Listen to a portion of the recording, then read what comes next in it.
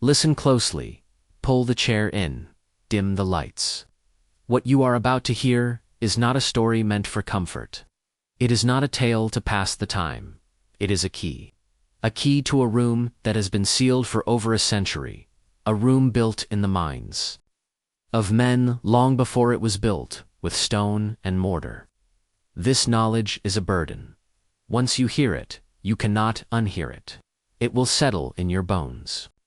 It will change the way you look at the old buildings on the edge of town, the way you listen to official histories, the way you understand the nature of power itself. You have been trained to believe that evil is loud, chaotic, and obvious. You have been taught that monsters announce themselves. That is the first lie. The most profound evils are quiet. They are systematic. They wear the masks of salvation, of progress, of divine will. They build their empires in silence, on foundations. Oh, forgotten names and erased histories. Tonight, we do not just look at one of those empires. We tear down its walls. In the haunted hollows of eastern Kentucky, where the Appalachian Mountains hold their breath and the wind moves through the pines like a sigh, there once stood an institution, so feared, so steeped in a particular kind of dread, that for generations, locals would only speak its name in whispers, if they spoke it at all. They called it Thornhill. Thornhill Asylum, for the morally defective child. It opened its doors in 1865. Just as the Civil War's blood was beginning to dry, leaving a nation fractured, grieving, and desperate for order. To the public, to the church newsletters, and the philanthropic registers, Thornhill was a beacon of Christian mercy. It was a rehabilitation home, a sanctuary for the lost children of a broken country, a place for troubled youth, orphans, and the so-called unsold, the ones society had already deemed flawed. For 32 years, from 1865 to 1897, it took in over 400 children that we can prove, and perhaps hundreds more that we cannot. Most of them never came back. Officially, they were healed and sent to new lives. They were adopted. They found peace with God, unofficially. Thornhill became one of the most brutally efficient machines for human erasure ever constructed on American soil. What happened inside its chapel, what transpired in its dormitories and its hidden laboratories, was a secret sealed by fire, by money, by power, and by fear. It was a secret kept for over 100 years. But secrets, like bodies, do not stay buried forever. Recently uncovered church records, private medical logs, sealed family correspondences, and forensic evidence from the ruin itself now paint a picture of methodical, psychological torture, so complete, so philosophically absolute, that it transcends mere cruelty. It becomes a blueprint for how to break a human being. So, I must warn you again. This is not a ghost story, though ghosts are here. This is a story about a family dynasty that weaponized faith, a network of powerful men who funded an industry of pain, and a psychological control system so perfect it nearly erased itself from history. If you came here for simple spooks, for jump scares, you are in the wrong place. Click away now. Find your comfort. But if you are the kind of man who believes that the darkest truths must be dragged into the light, no matter how long they have been buried, no matter who they indict, then you are exactly where you need to be. Because the shadows cast by Thornhill stretch all the way to the present day, they fall across institutions you see every day. And once you see them, you can never unsee them again. To understand the horror, you must first understand the men who built it, the architects of this quiet hell. To understand the machine, you must understand its engineers. The Calderon family did not simply appear in Kentucky. They arrived with a purpose. They descended upon the fractured, post-war landscape in the spring of 1865. Just weeks after the Confederate surrender at Appomattox, They brought with them not just their Bibles and their belongings, but a fully formed ideology, a chilling vision for a new kind of institutional salvation. At their head was Reverend Silas Calderon. He was a man in his early 50s, tall and hawk-eyed, a former battlefield chaplain who had seen the worst of men and come away with a terrible conviction. He possessed a preacher's voice that could turn the fires of hell into a soothing balm, a voice that promised order in an age of chaos. He told the grieving communities that he had received visions on the battlefields of Gettysburg and Antietam, visions of a fallen generation, a plague of morally fractured children who, if left unchecked, would poison the soul of the recovering nation. He preached that these children could not be saved by love or by mercy. They could only be redeemed through a crucible of discipline, absolute obedience, and spiritual purification. He spoke of salvation, but his eyes promised control. His wife, Temperance Calderon, was a phantom in her own home. Rarely seen in public, she was described by the few who met her as fragile, a porcelain doll of a woman prone to melancholic spells.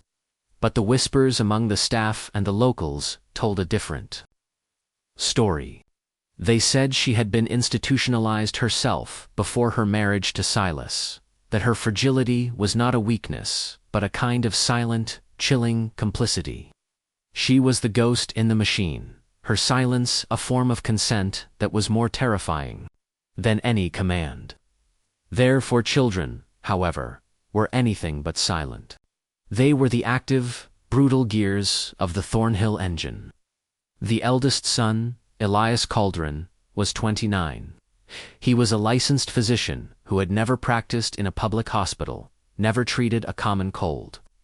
His calling was of a different nature at Thornhill. He was the medical examiner, the chief diagnostician of the soul. His office was filled with anatomical texts, German surgical tools, and phrenological charts mapping the skulls of criminals and saints.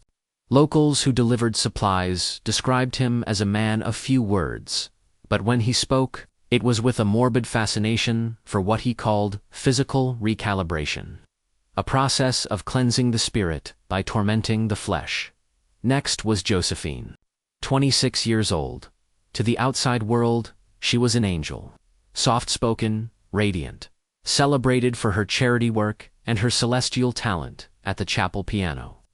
She published devotional poetry in church newsletters, poems about redemption and the light of God, but to the children of Thornhill, she was the most terrifying Calderon of all. The few who survived remembered her playing hymns, beautiful, soaring hymns that echoed through the halls during the nighttime reflection sessions. She would tell the weeping children that their cries were music to God's ears, proof that the devil was being expelled from their bodies. She smiled as she administered what she called divine correction, her beauty a grotesque mask for an unfathomable cruelty. The twins, Nathaniel and Mercy, were 21 when the asylum opened. They were the hands of the operation. Nathaniel was the pragmatist. He ran the daily logistics, assigned the beds, directed the staff, and processed the new arrivals. His ledger book, a clinical record of human inventory. He was the one who decided who went to the dormitories and who was sent below. Mercy, his twin sister, was the enforcer.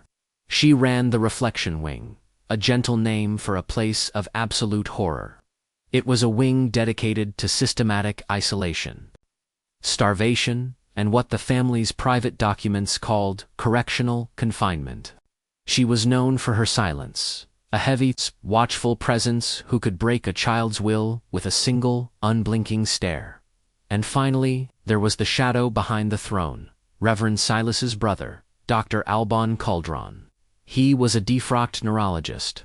From Baltimore, a man stripped of his license for unethical experimentation, yet possessed of an encyclopedic knowledge of 19th-century brain mapping, phrenology, and emerging theories of cognitive obedience. At Thornhill, he had no official title, but he was the chief architect of the institution's darkest secret. A place referred to in recovered documents only as the Silent Chamber. He was a man who believed the human mind was a mechanism to be dismantled and reassembled in a more compliant form. How did a family like this, a veritable pantheon of methodical sadism, operate in plain sight for over 3 decades? The answer is a lesson in power you must never forget. They wrapped themselves in the most unimpeachable armor of their time: religion, patriotism, and philanthropy. Silas was named the honorary chaplain of the Kentucky Orphan Relief Fund. Elias made conspicuous donations to medical supply drives for the poor. Josephine's poetry was read from pulpits across the state. They built a facade so convincing, so righteous, that to question them was to question God himself. Thornhill was marketed as a miracle, a refuge for the misplaced child, a second chance for the morally broken. But once you passed through those gates, there were no second chances. There was only the process. And that process was governed by a text far more important than the Bible they waved in public. It was a handwritten book, bound in calfskin, kept locked in a fireproof case in Elias's surgical office.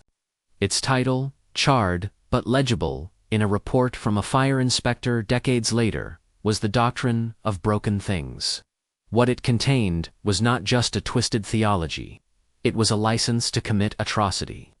It argued that certain children were born morally fractured, born of trauma, of mixed blood, of illegitimacy, of mental defect.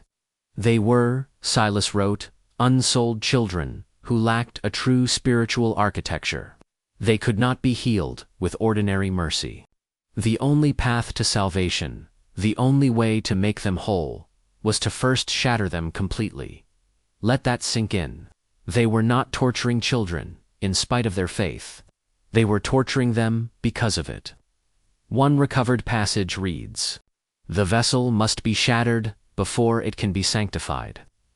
The cries of the weak are not the sound of pain, but the sound of purification." Another, more chillingly, states, "A child's silence is not a sign of trauma, but the beginning of correction. He who screams is still resisting.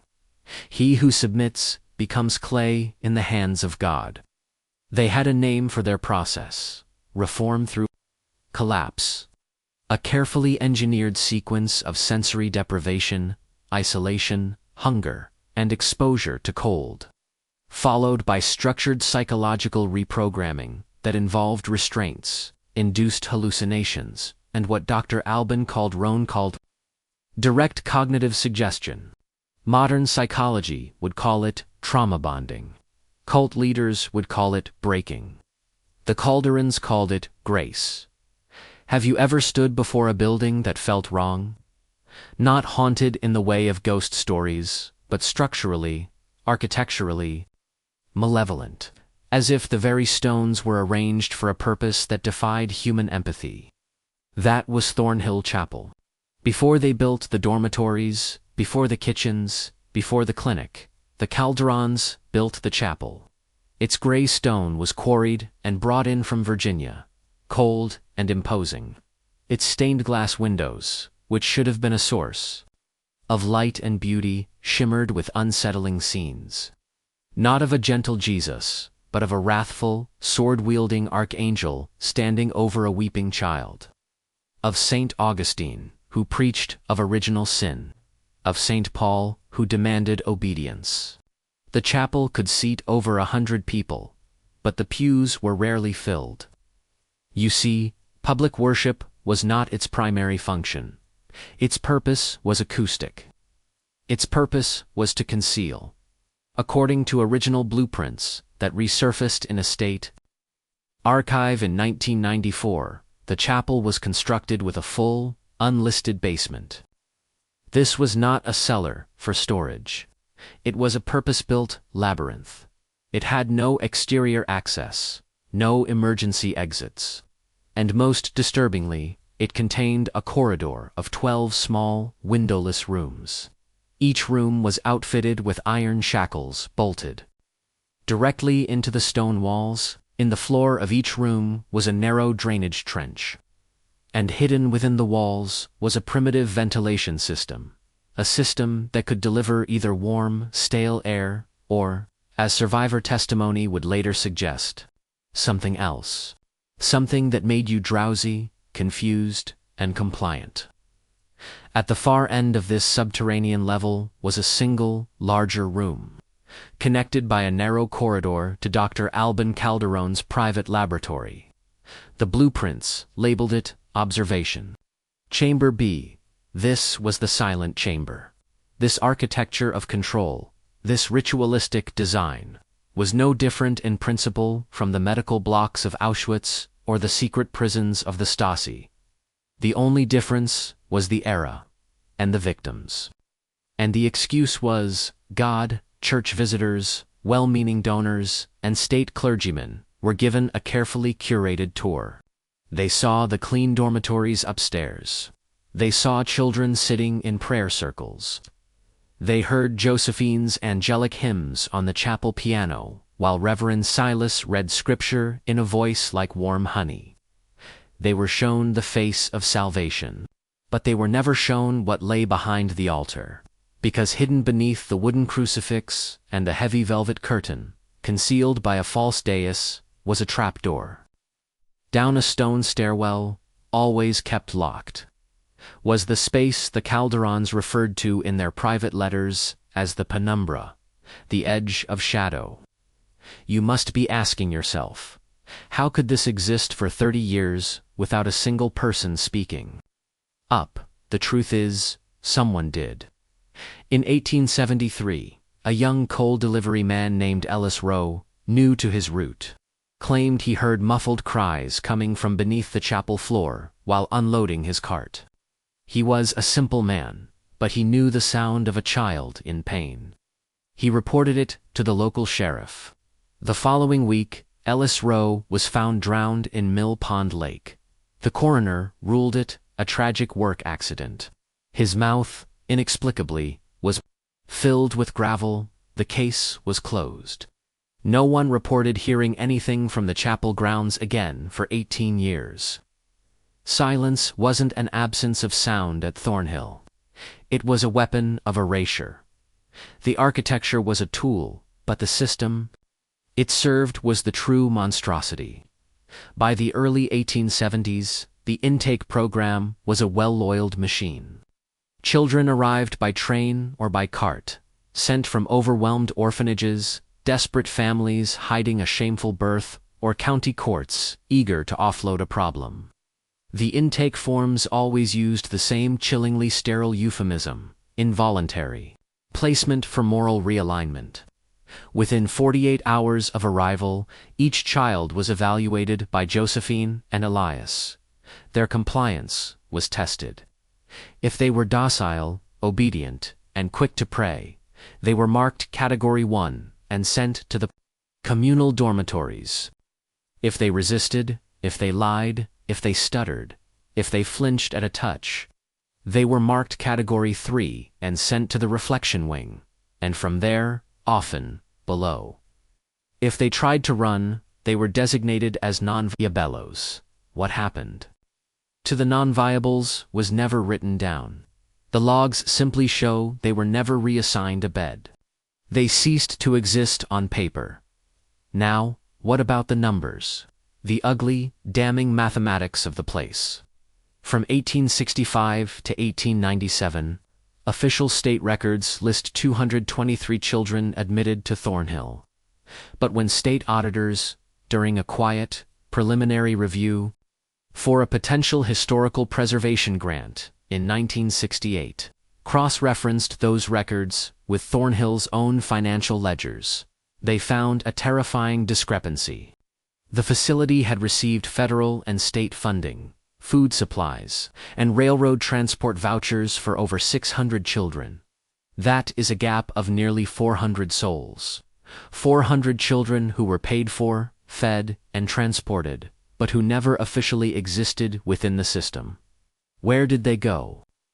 When investigators, decades later, compared Thornhill's patient logs with the shipping manifests from the train depot in nearby Hazard, Kentucky, the picture grew darker.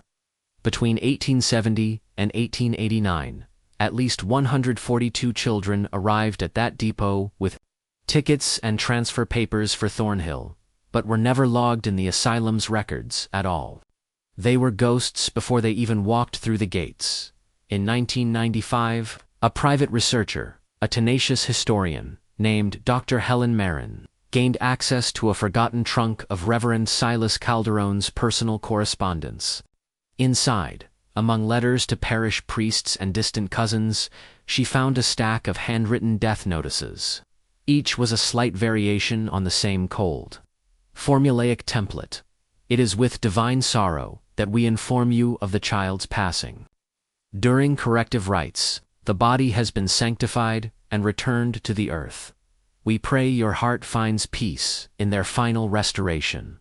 No cause of death, no date of death, no burial location. Each letter was a bureaucratic absolution, but each was accompanied by a single, horrific object: a child's shoe, a faded hair ribbon, a single page torn from a child's primer. In some cases, a small finger bone, cleaned and polished, nestled in a paper pouch. The Calderons believed these tokens were a form of closure. Imagine receiving that. No body, no grave, no funeral. Just a wooden box containing a blood-stained ribbon and a form letter invoking God's will. Most families accepted it, because to question it in rural Kentucky meant questioning the Word of God as spoken by a powerful, respected man of the cloth. It was social and spiritual suicide. The children, most likely to vanish, most likely to become a mere token in a box, were not just the unruly, they were the ones society had already marked for erasure. They were black, mixed race, disabled. Or the children of unwed mothers. The Calderons didn't have to work very hard to hide them. Society had already looked away. And for decades, you might think this was an isolated horror, a single cancerous growth on the landscape of the post-war South. But that is the most comfortable lie of all. In 1878, Reverend Silas Calderon stopped acting alone. He entered into a formal partnership. He began a detailed correspondence with a secret group based in Louisville, a consortium of men of immense power and influence: physicians, industrialists, judges, and high-ranking clergy. They called themselves the Society for Moral Architecture. Their mission, laid out in leaked letters discovered in a retired priest's attic in 1986, was to restore the Christian natural order through the institutional correction of what they termed defective human stock. This was eugenics, cloaked in the language of the divine. The society met quarterly at private estates. They pooled their resources to fund moral sanctuaries like Thornhill. They developed shared criteria for determining which children were reformable and which were sacrificial. A letter dated 1879, signed by a Dr. Malcolm Hale, a prominent Boston phrenologist who never once set foot in Thornhill but donated over $5,000 in surgical equipment, reads, "Children, beyond spiritual recall, are best returned to the source. Their pain sanctifies our own failings as stewards of virtue." They were turning child suffering into a form of religious atonement for the elite. By the 1880s, Thornhill was no longer just an asylum, it was a laboratory. The society circulated reports on the results of Dr. Albin's interventions, not as medical case studies, but as data points.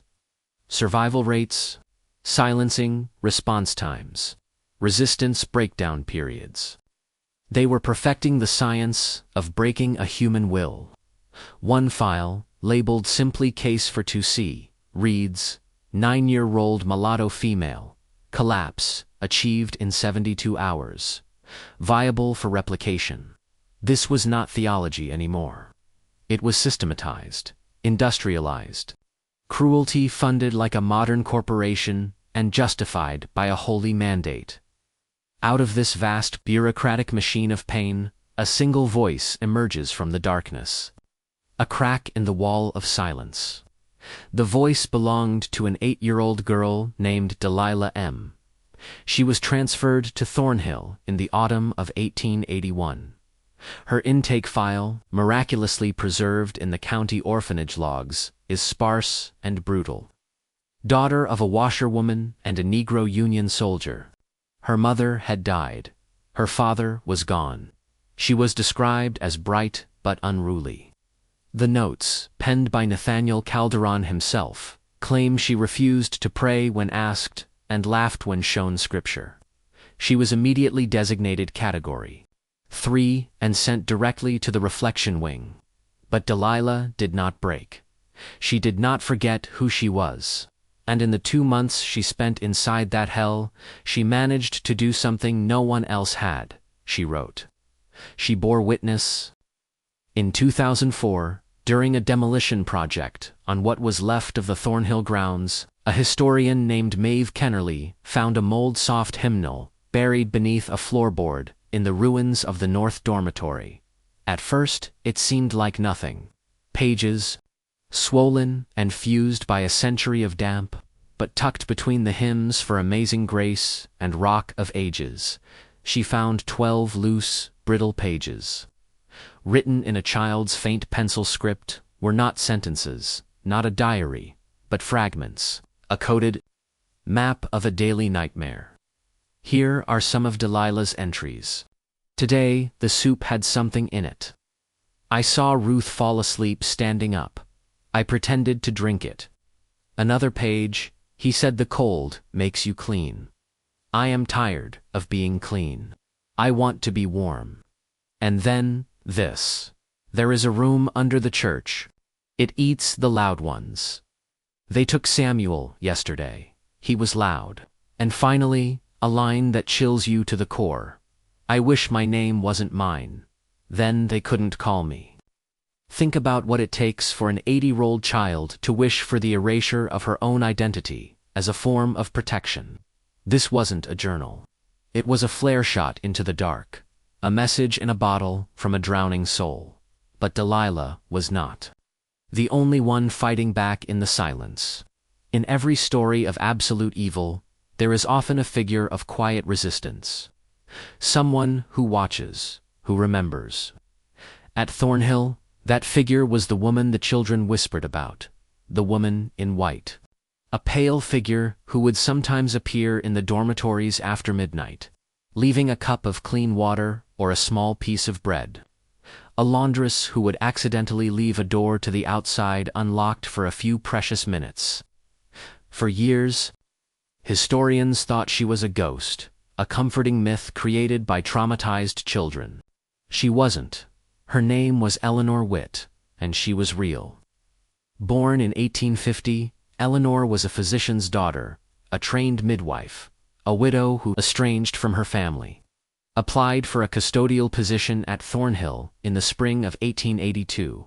She was hired as a laundress. But she had a secret agenda. She had heard the whispers in town. She had treated a child who had escaped years before. She didn't believe in the Caldron's God.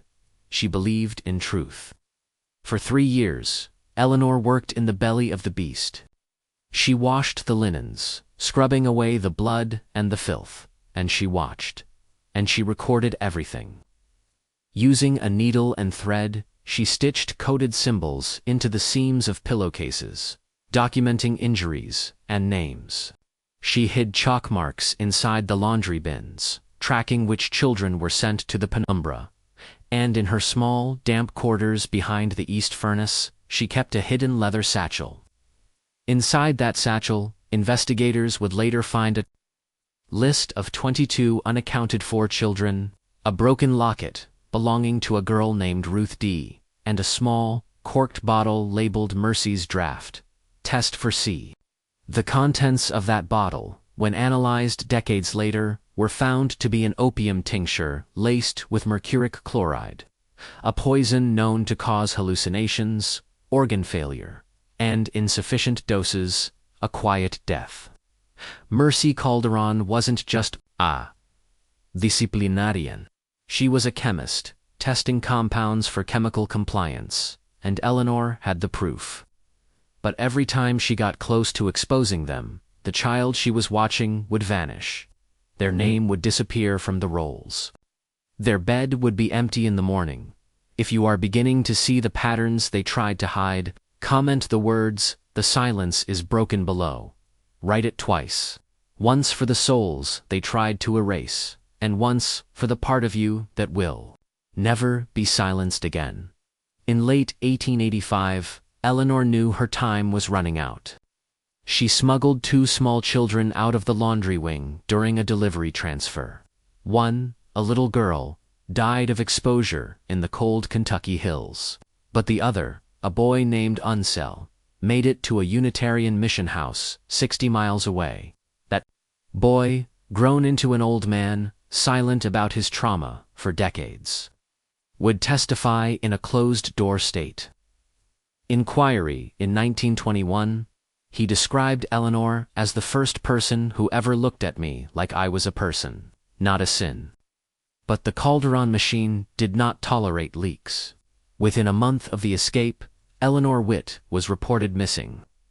The official story from Reverend Silas was that she had wandered off into the woods during a snowstorm and was presumed lost. But staff records show her time card was punched 2 days after her supposed disappearance.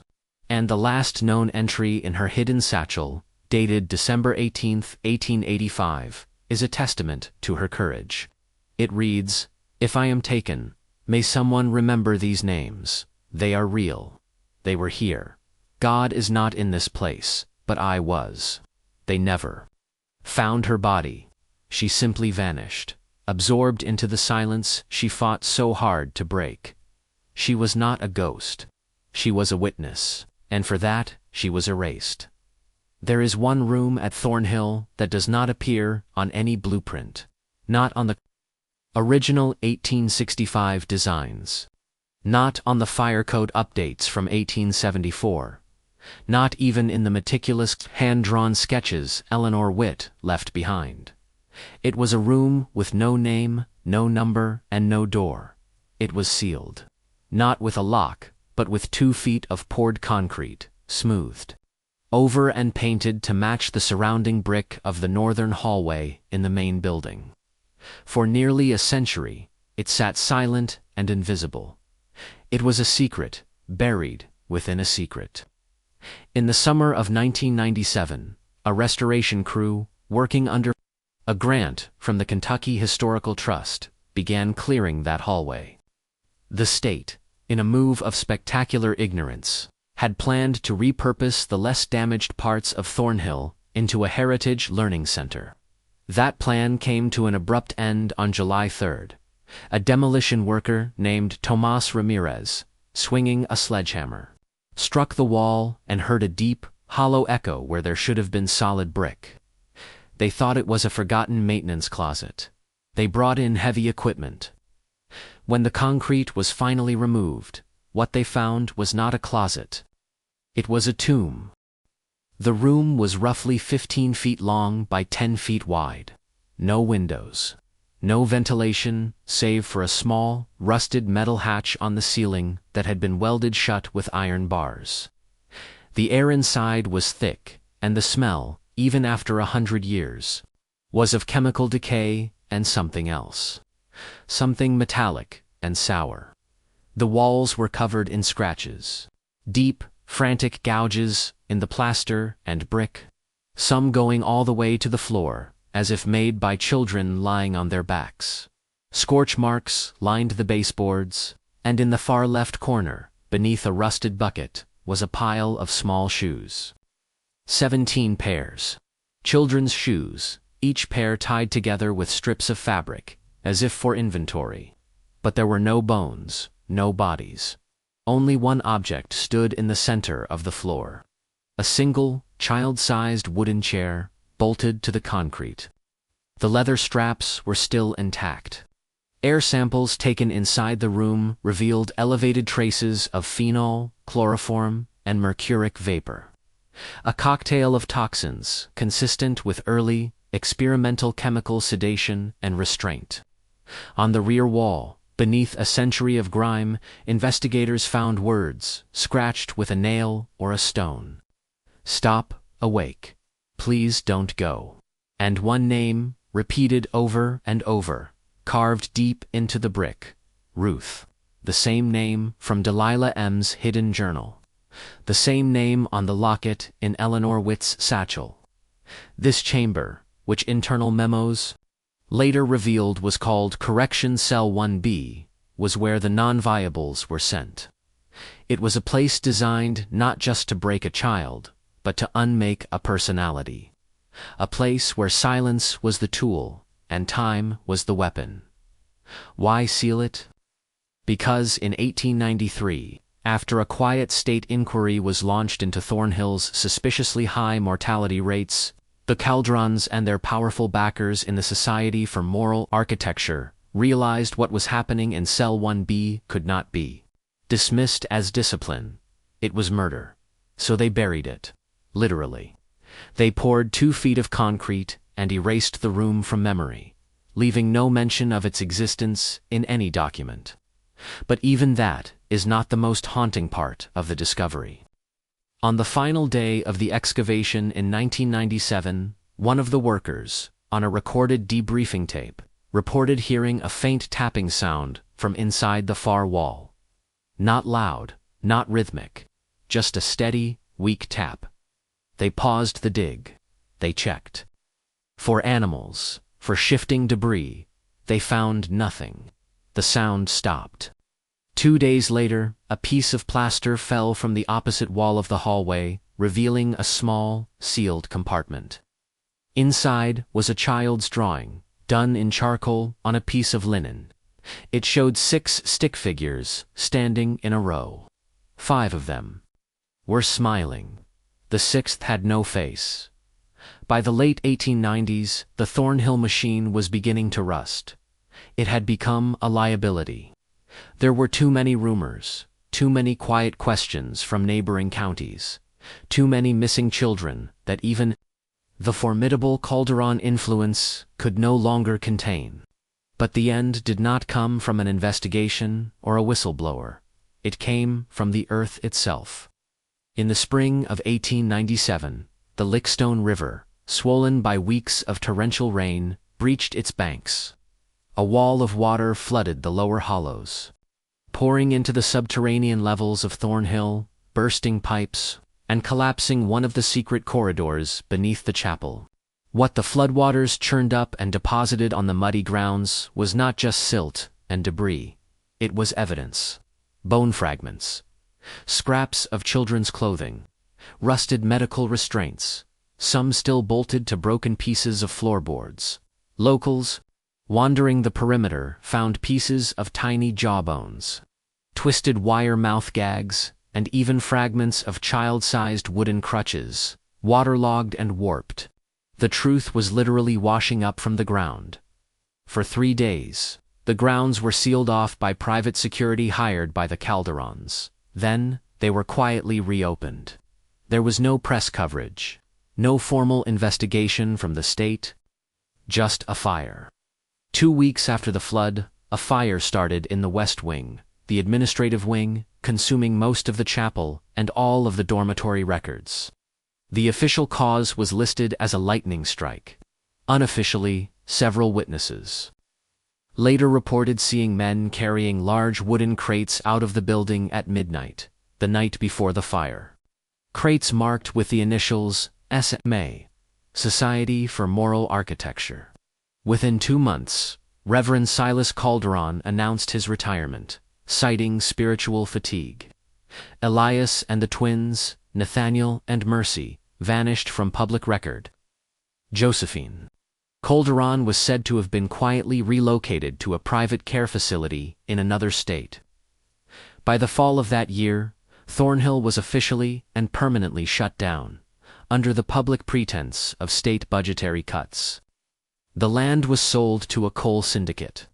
The building was left to rot, and for nearly 70 years the silence was absolute. But the cover-up didn't end with a fire and a closed gate. The network that supported Thornhill worked for decades to suppress the truth.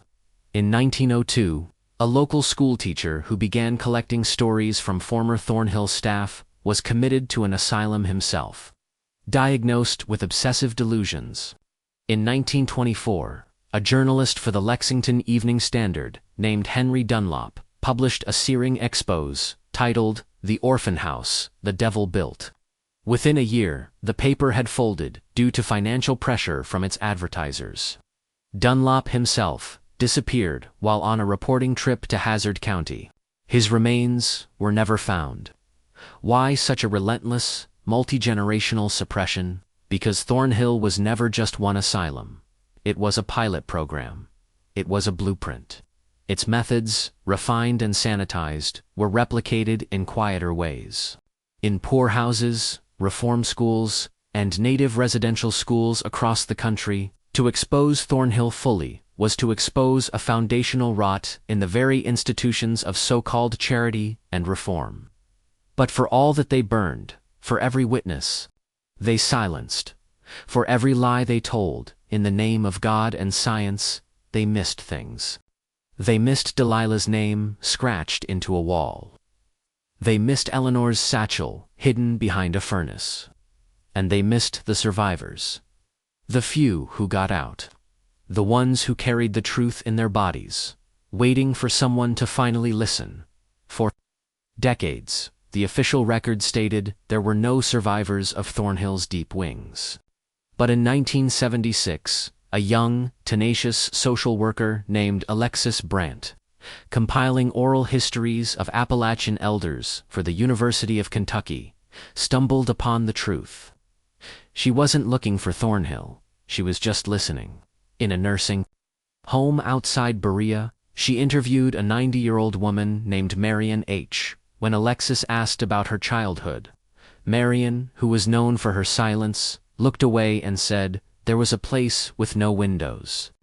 And a lady who never blinked. Alexis pressed gently. Marion eventually gave her something more. A song, a strange, tuneless lullaby, sung in a cracked, whispery voice. Be still, or the angel will cry. Don't speak, or the silence will die. No mother, no father, no morning, no light. Just God in the hallway, turning out the night. The words were an almost perfect match for a verse found scratched into the walls of the excavated correction, Cell 1B. That was the beginning.